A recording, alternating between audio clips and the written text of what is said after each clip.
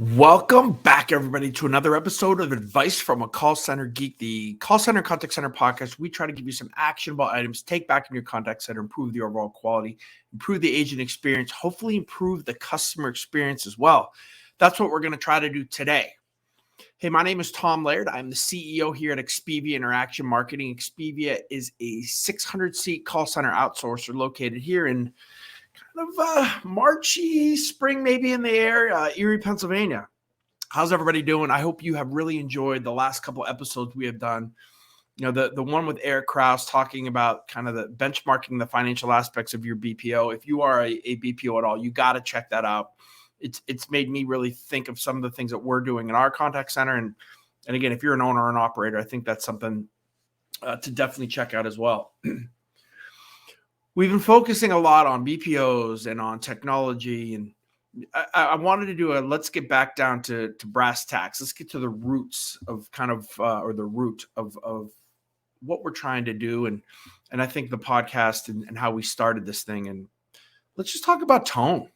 Let's talk about actually trying to improve the agent experience and improve the customer experience, right? Let's try to talk through, how we can make the empathy in the tone of how the those interactions with customers, how can we improve the everyday phone call or the everyday interaction on a chat. And so I have a couple thoughts that I want to give you, and this is kind of 5 things that we kind of focus on, especially when we have a new agent, and we're trying to kind of figure out how to best kind of position them and how to make sure that their voice and their tone is perfect for any type of match that we have with a client of ours. So let's dig right into this. Right here's kind of 5 ways that I think you can improve the tone, and 5 things that we look at to make sure that the tone of our agents is where it needs to be. Again, we work for brands. We can't make mistakes. We have to have high-end associates that are really just an extension of that brand. And if we have somebody that's just having an off day or is kind of blah on the phone, then they can't be on the phone, right? But how do we train that? How do we educate that through? And the first thing is, and I'll get deeper into this, but let's start at kind of the top level. Is number one is most contact centers are hiring completely wrong. Everybody's still looking at a resume. Everybody's looking at that 20-year contact center rep that maybe is coming over from a business or a company that you've heard of. But maybe they're sales reps, right? If they're sales reps, how are they going to match your customer experience program, right? Where you're just looking for really, really empathetic. Maybe you have a really delicate, type of customer experience program. I think that's the biggest thing is, and again, you've heard me say it, and I don't want to get deep into this because I've done full podcast episodes on kind of defining your culture, understanding that. And if you're looking for agents that have that empathy, that have that tone, right, then first of all, make sure that the questions that you're asking kind of match that, right? Ask them and talk to them and talk through that. See if you kind of feel the way that a customer would feel on the phone, when you're going through that interview process. Right? I think that that's a really important thing. The other thing is, really good empathetic customer service agents are becoming more difficult to come by. I would just say natural ones, right? We can train and educate it because of this thing, right? Our phone, and I'm guilty as anybody. Everybody's like this the whole time, right? We don't really talk, we don't interact, and so I think if you can get somebody who's naturally excitable, right, has that kind of ability to kind of speak, that's a skill today. That's really important. So the first thing is, define what you're looking for. Forget that resume. Have conversations with your agents or the potential agents to see if you got on the phone with them, would this be a voice? Would this be something that you think could really match either the brand or what the culture of what you're looking for is? So I think that's the first one. The second thing is, again, I think our onboarding as an industry, and when I consult, is way off. We are so concerned and worried about other pieces of the business having their fingers into this that we forget about tone. So they're so concerned about a cross-sell and upsell, not making mistakes. All these things are vitally important, right? So don't get me wrong. I'm not saying they're not important, but we work so much when we have a brand new agent as an industry on what to click, where to click, how to work the screens, how to work the technology, that we forget that these people are going to be interacting with human beings, right? So, one of the tips or one of the things that we constantly do in our training is we role play kind of every segment, right? So again, if we day one, of program training, and we're talking about, just the opening. Hey, thank you for calling XYZ Credit Union. My name is Tom. Right? There is a skill to that. You can't start your call with, hey, thanks for calling XYZ. Hey, my name's Tom. How can I help you? Right? So again, it's all in the tone, right? And you'll hear me say it a billion times. The tone is the message. We have so many times where you could be a contact center agent that is every single call that you get during the day, you have given the end required result to that customer. Right. That could be great. And you could see your NPS and your CSAT scores and your sentiment scores extremely low compared to the person with the unbelievable tone that had to tell no all day long to customers. Right. But because their tone was where it was supposed to be, because they had empathy, because they just sounded like they had a smile on their face, that they were interested in the person on the other line, their CSAT, their NPS, their sentiment scores will be 10x, right, compared to a lot of times what that other contact center rep is. So, understanding it's not really what you say, but it's how you're saying it, right? That's the job here. And this is the difficult part of this, right? Because you could take, I don't know, hundreds and hundreds of calls during a week, right? And how do you make sure that you have that same type of energy? And I think that's where the supervisor, and that's where QA really comes into play in making sure that, we're hitting these things. But again, understanding that I think tone is even more important than what to click, where to click. As you're going through your screen training, what would a customer or an agent say during this part? Role playing every single day, right? It's not just like at the end, we're like, all right, let's just take some calls and let's role play some calls, right? But understanding if an agent really understands how you want them to talk, right, you'll have a huge advantage. If you've hired well and you have some high energy people, right, that I think that, again, for us, attitude and effort, right? So they're matching that attitude and effort. And then in your onboarding, you're talking to them consistently about their tone, right? How they should have a smile on their face. Now, if you have people that in training are like, this is stupid, then they don't fit your culture. And I think we are much too, once we get somebody in training, we're just like, I don't want to deal with it. We'll just kind of keep going through this process. But training is where you learn. Training is where you learn as a call center agent. Training is also where you learn as the call center manager, right? To see if this person is going to fit. If you have a high energy training and you think you're doing a good job with that, if you have somebody there that is not into it, then guys, they're not going to work. It's not going to be a fit for the culture of your organization. So I think, we as companies, and again, I get it too. Like some of you guys are hiring hundreds of people at a time. It can be very difficult to be like, well, we have 3 of them that are here, but I'll tell you what, those 3 are going to take away or take most of your time, right, to kind of get them to the level they need to be, especially if you've done a really good job of hiring the vast majority. So, I would tell you in training, if they're not into it, I would cut people loose in training much quicker than I think most of you guys do, and really focus on the people and the tone of the agents that are there that really kind of want to do it. All right. The third thing is that we don't do, right, or most organizations don't do is actually score and measure, right, tone and quality. Now, I shouldn't probably say quality, right? Definitions of quality for everybody is a little bit different, right? When I go again consult and I'll say, hey, can I see your QA form? Can I see what you're using to score agents? Again, it's probably greeting, right? At the bottom, it's disclosure. It's ask probing questions. It's right. It's all of these kind of black and white type things that come into play.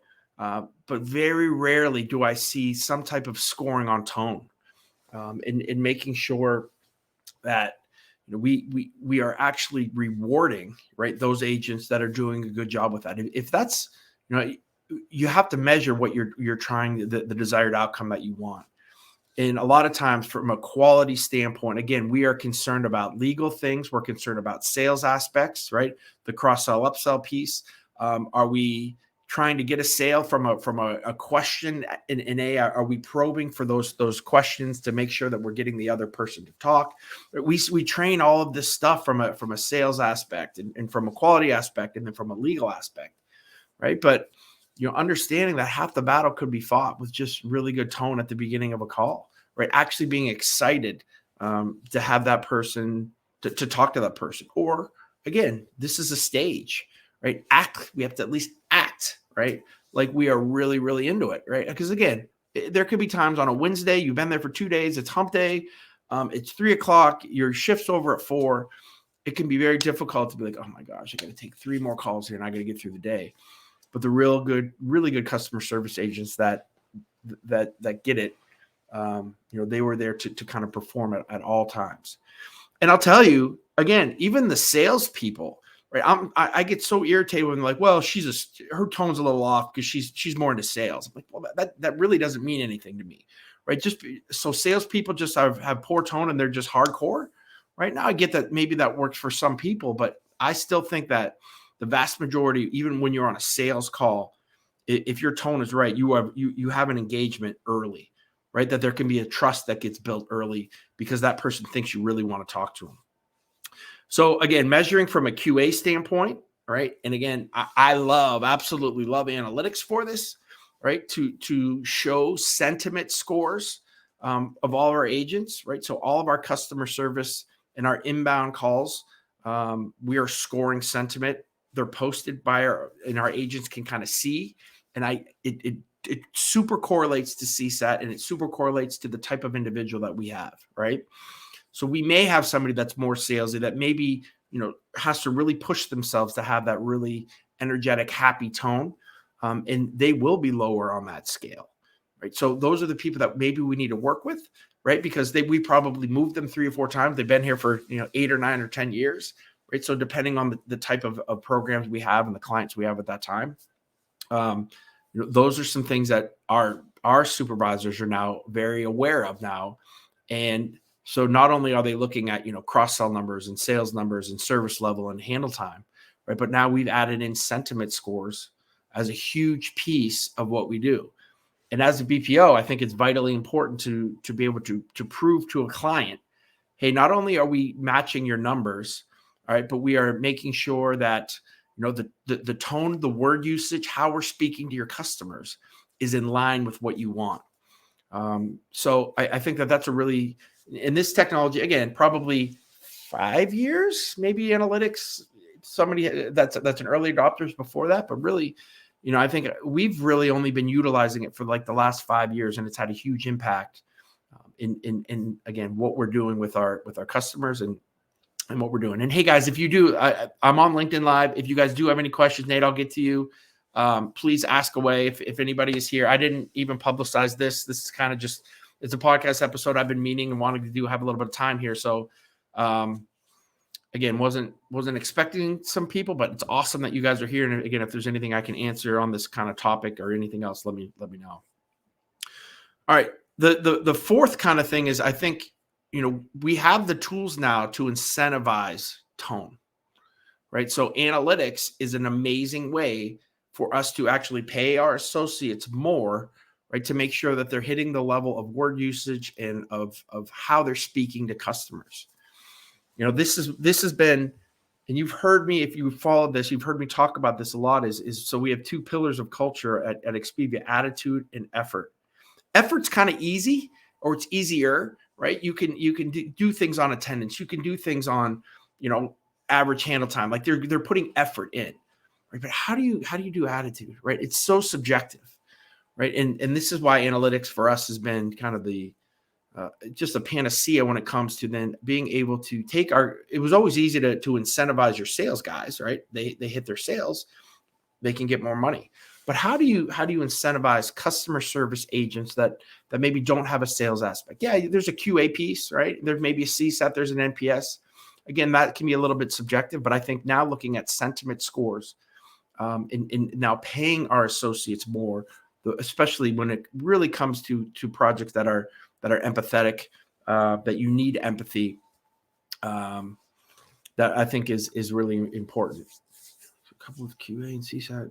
Yeah, I mean, Marshall, I agree, and I think Marshall has. I'll kind of throw his comment up here. Analytics when coupled with QA and CSAT with EX scores is a great holistic way, and I agree with that.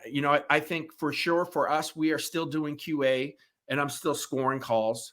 Right, I have found that I prefer sentiment over CSAT and kind of NPS scoring and all those kind of survey models, right? Again, just because you could be doing everything perfectly on a call, right? But that customer's ticked off because you had to follow a company's policy or procedure, or maybe you couldn't give a refund, or you can't send something new out to them. And that customer will then go and hammer your rep, right? It was terrible. I didn't get what I needed, blah, blah, blah, right? And it lowers their CSAT when that agent did everything possible that they were supposed to do. So again, with sentiment scoring and QA, right? I think that those are really the two biggest things that we're looking at, right? So we're looking at number one, are they hitting all the things that they should, right? We got to hit the legal disclosures. We got to hit a greeting. We have to be asking probing questions. Like all the stuff is really important, but now to take the other piece and the quality aspect of what we're doing with analytics, with sentiment scores, is gives you a really good snapshot of that agent. That I think, again, is kind of the new layer or the new level of what I think, the kind of how we measure a world class center. Even before analytics, we were just talking about service level and handle time and those types of things. So we have at least moved to more of a quality aspect driven technology that can be in a lot of different centers, and I think it's vitally important. So again, and it's awesome to be able to incentivize, pay your associates more for especially the ones that have the really, really great tone. And then the fifth thing I think that is really, really important is we call out things with our agents when they do something well, right? So we call it a raving fan, right? Somebody who either is at the end of a call is like, hey, can I talk to your supervisor? Because this person did an unbelievable job. Or, they call back, right? Because it was so the support that they thought they got, they want to be like, hey, I want to give Janie a shout out. She did great. Right? Those are important. We always call those out, right? We call them out on Slack. I'm sending those to the clients, right? Anytime that we have a compliment like that, because that's important, especially when you're talking about NPS and you're talking about, kind of word of mouth. We call out hundreds on our QA, right? So, Janie did a great job on her QA score. She had 100%. We can call that out. And now I think just as important is calling out tone and looking at sentiment scores and looking at somebody who has had some amazing calls, right? From a tone perspective is something that we as an industry have not really done. Not everybody, there's still a very small percentage of contact centers that are in the analytic world. It's growing every day. And I think that's a really, really important piece. And I love things like an Observe AI and some of these other, kind of forward-looking analytic companies that are really starting to think about that and to give, agents kind of a shout out or a call out, depending on where their tone is. And I think that's really important. All right, Natalie, what do you got here? As I work as a call center supervisor, how can QA join in to assist? Let's put you up here. I work as a quality supervisor. How can QA join in to assist contact center leaders with team management to build our agents' quality? We're a medical records, 1,200 agents. So the first thing is, again, I think it's really important that you guys can kind of talk through roles, right? So I don't know what your ratios are for supervisors, and I'd love to. And Natalie, we can. It's funny. I wonder if I can even. Hold on a second. Let me see if I can.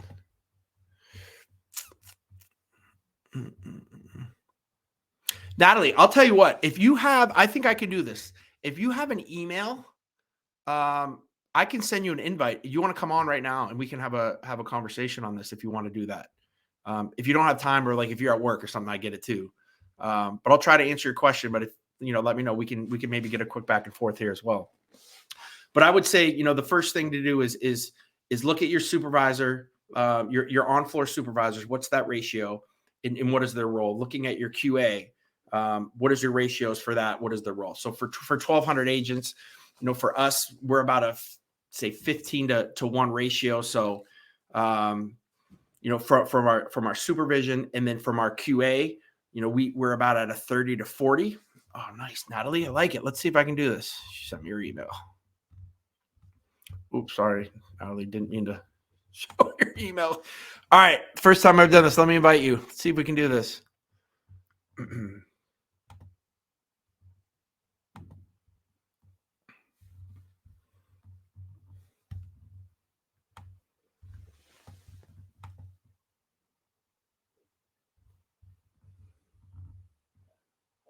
All right, Natalie, I'm going to send you an email and see if you can hop on right away.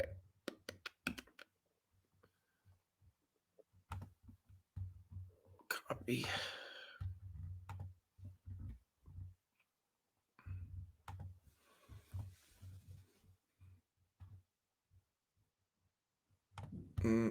Sorry, everybody. New. This is brand new. All right, got that. 48 teams.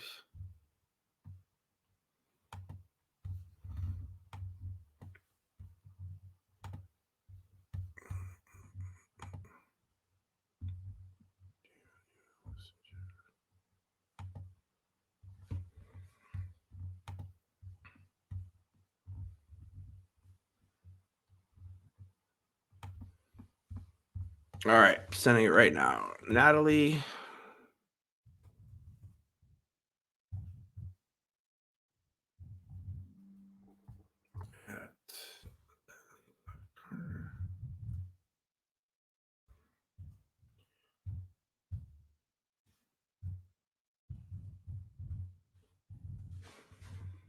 All right, Natalie.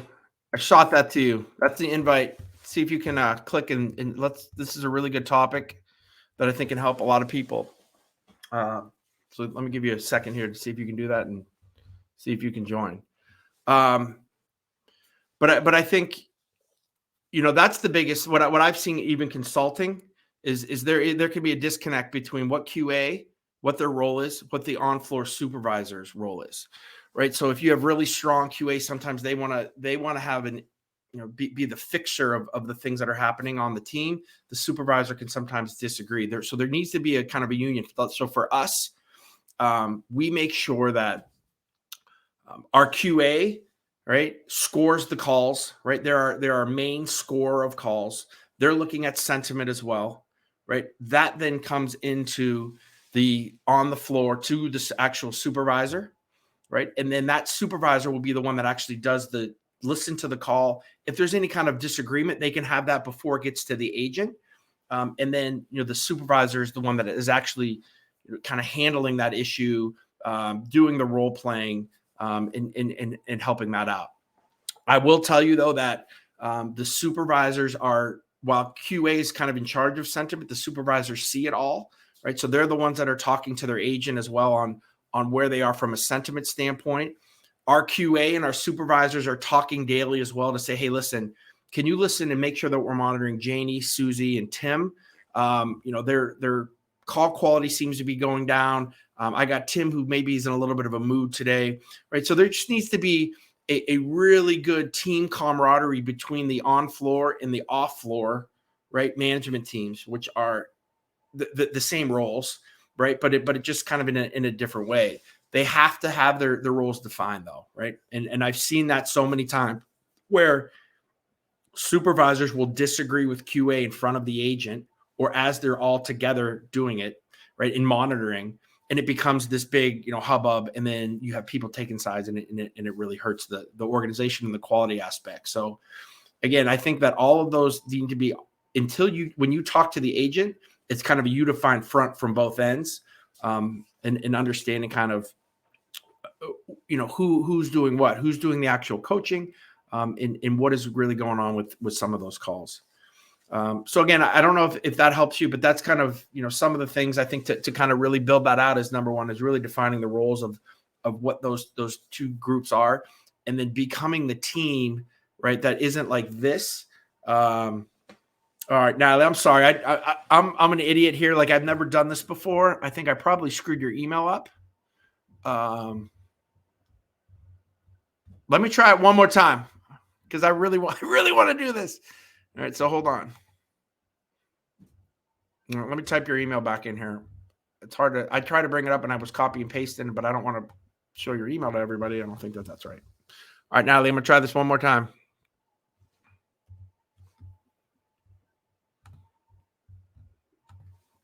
Bear with me, everyone.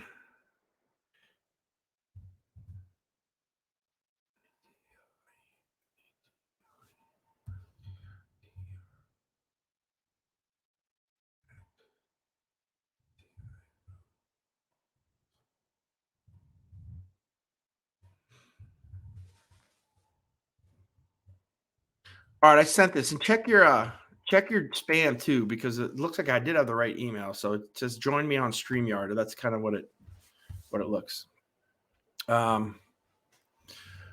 Okay, there's another question here. Employee well-being is one of the most important things, yet the least measured. Why do you think that is, and what do you measure? Okay, so this is really good, and I think there are some organizations that really focus on this piece of it, right? On the employee engagement, employee wellness, scoring certain things. When it comes to that aspect, I just think for a lot of organizations, it's a difficult metric to measure, right? Overall. And to be honest, most organizations don't care.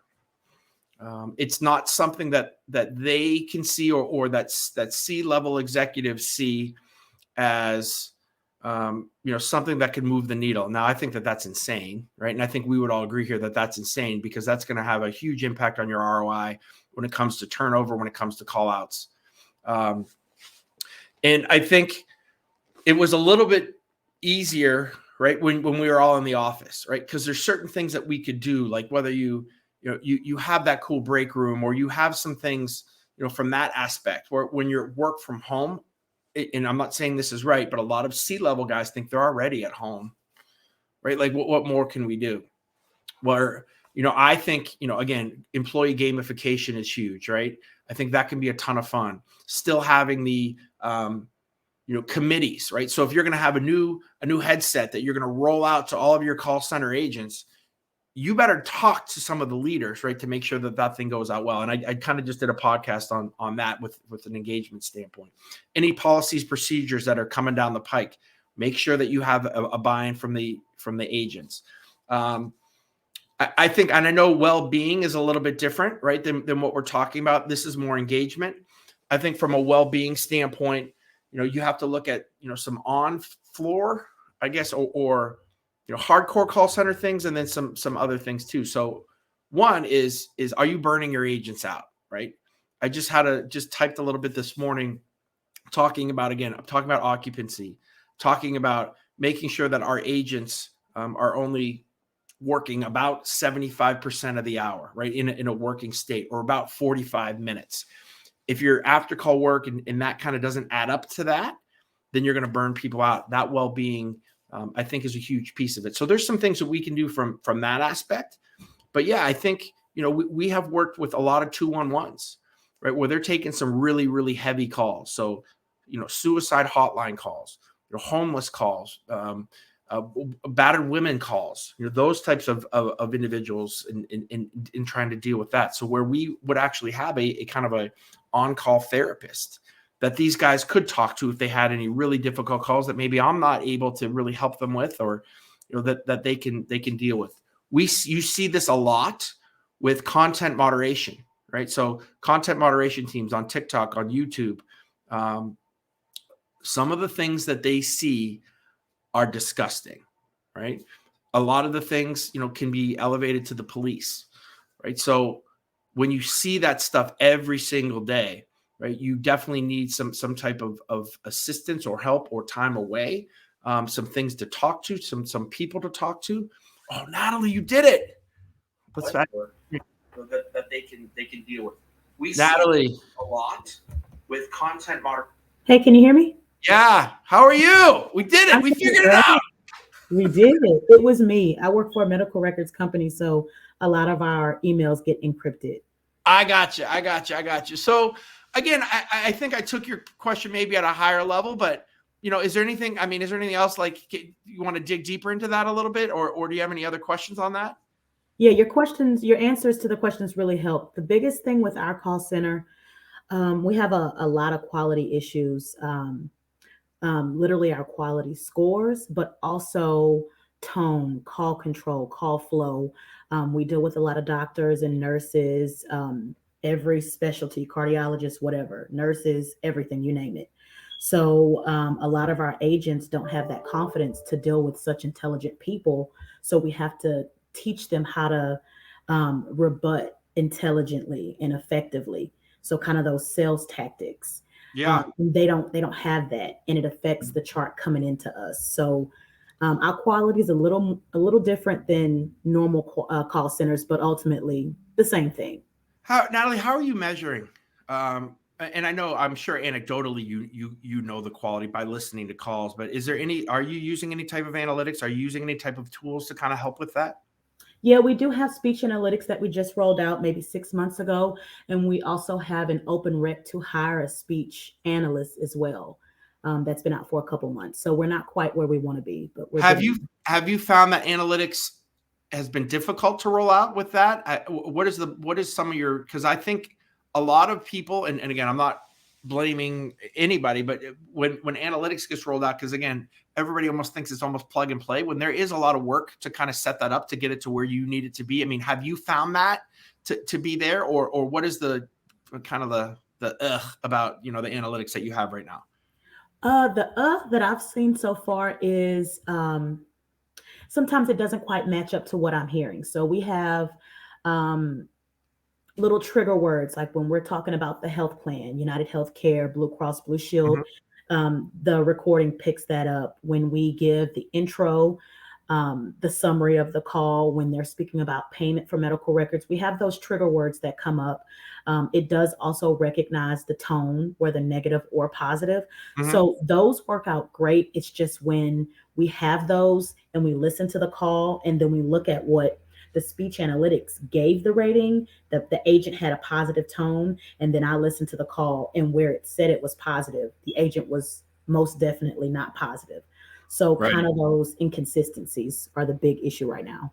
Yeah, no, and I think that that's fair. There's a lot of training that you can kind of do with that as well. One of the things I would suggest, I think, especially in your type of contact center, and again, not to have to purchase another tool, which with 1,200 agents, nothing is going to be quick, and nothing is going to be inexpensive. But really looking at, especially I think for your use case, but looking at agent assist, and just to start to do some initial thoughts around that. So again, when a doctor says something, or when you need to rebut something, when those types of things become like that internal supervisor, right? That can kind of help those agents on the call that maybe are a little bit more nervous about some of those aspects. I think agent assist could be something really cool, in your guys' use case. Especially from a financial services or a healthcare standpoint, where it's a little bit, you need a little bit higher level agent, and maybe your agent is here. I think can kind of bridge that gap a little bit.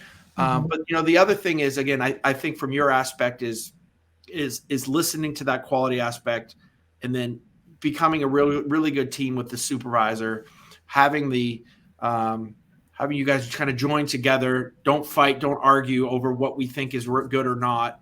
I would suggest as well is to do some supervisor in QA, take an hour and do some benchmarking sessions. So you go Mhm. score a call, have one of the on floor supervisors score a call, and kind of talk through it. So then there becomes a trust that gets built, right? So if you say, "Hey, I scored this as an 89," that supervisor on the floor is not going to start to doubt you, and then things I think can go a little bit quicker as well. So I think some benchmarking could probably help as well, and then again, just a ton of role playing with your agents. That's not rocket science. I'm not giving you anything you probably don't already know, but I think that there's some things too that you just got to dig into the weeds a little bit, Mhm. to kind of get everybody on the same page, so that you're all rowing together. Because with 1,200 agents, once you get that thing cooking, it's going to be awesome. Mhm. Yeah. Thank you so much. That was very helpful. Okay, Natalie, thanks. Hopefully I helped you a little bit. I You appreciate did. you coming on. You were the first guest that I've ever brought on a Yay. podcast. So from just outside questions. So again, I appreciate it, and hopefully that helped. Yeah, thank you. Big fan. I really appreciate it. All right, Natalie, thank you. Hmm. All right. And then Sean, you got here. We had a staff manager. Her only job was to check with teams daily. Often the teams were not comfortable with talking to their manager at work. Yeah, no, I think that's a great idea. I think that's a really good idea. It's almost like during COVID, we had I don't want to say a COVID officer, right? But somebody, the supervisors got so kind of annoyed with telling people, hey, you have to put your mask on, or make sure that you're 6 feet apart, right? And kind of having that separate person that kind of could had the right personality to do that, and then the agents would kind of talk to them a little bit as well. So no, I think we don't talk about that enough from an agent wellness standpoint. From some of the calls that these guys get, I mean, they can be extremely difficult, and depending on the type of calls, again, like I said, like from the 211 side, from the looking at content moderation, but even a regular customer service call, when you got somebody really ticked off and they're calling you names just because maybe they're not very stable, it can be extremely frustrating. And I think it is important that we do understand that we have basically a no question break policy if you have a difficult call, or if you're having a difficult day, right? So just go have a cigarette, right? Um, you know, go take 15 minutes, go take 20 minutes, especially if QA hears some things, because we still will have really, I don't want to say tough, but seasoned call center reps. But if QA is like, whoa, that call was very difficult, they will call in and be like, hey man, go listen to Janie, make sure she's okay, those kind of things. I think that's really important too. So again, this was fun, guys. Like I didn't plan on all the questions, and I love it. It makes it way more interesting than just kind of doing an episode. So again, if you guys have anything else, I can hang out here for another minute or two. But again, just to get back to kind of the gist of what we were talking through is tone is the message, right? And again, I think if you can have a catchphrase in your contact center, again, for us it is, and use it, right? Tone is the message, right? That's what when we're talking, when we're onboarding, when we're going through an agent who did not have good tone, right? They will understand if I come, hey guys, what's the number one thing? Like, tone is the message, right? So it becomes like this mantra that you kind of can utilize in your call center, right? So if you can, I think those are kind of the three things from a quality aspect. If I said, hey guys, what's our culture? Every single agent would say attitude and effort, right? They know that those are the two pillars that they need to focus on. And if I say, guys, what's the number one thing about taking calls? It would be the tone is the message. And I think if you can kind of start to drill those things into your agent's head, and then have the aspect to kind of follow through with that from an analytics standpoint, from a QA standpoint, from how you're training. And again, that's easily said, from kind of this pyramid of how we, get our agents to a certain level. But again, I don't think it's focused on enough. We're focused on so many more things than just having a smile on your face, in kind of getting through the day in a good way. So again, thank you guys very much. I love all you. This has been a great episode. And Natalie and anybody who had a question, guys, I'm going to post this. It'll be on YouTube, and then we'll post this as an episode too, as advice from Call Center Geek. I'll probably edit out the 15 minutes when I'm trying to figure out Natalie's email, but other than that, I think this has been really good. So again, thank you guys very much for participating. Hopefully I can add some value to you, and I will I'll probably do another LinkedIn audio event later this week, shoot something out there, but really appreciate it.